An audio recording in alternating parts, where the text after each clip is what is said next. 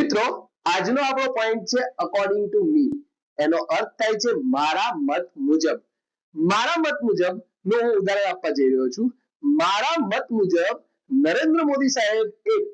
દુનિયાના સૌથી લોકપ્રિય નેતા છે એને હું અંગ્રેજીમાં જણાવું તો according to me mister Narendra Modi is the popular leader of the world બીજું ઉદાહરણ આપવા જઈ રહ્યો છું મારા મત મુજબ અંગ્રેજી ભાષા એ સરળ છે તો એનું ઉદાહરણ જો જણાવીશ તો કહીશ according to me English is the easiest language now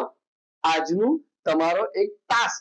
that is about તમારા મત મુજબ કયો સબ્જેક્ટ એ સરળ છે એ તમારે મને 100% સાથે કોમેન્ટમાં જણાવવાનું છે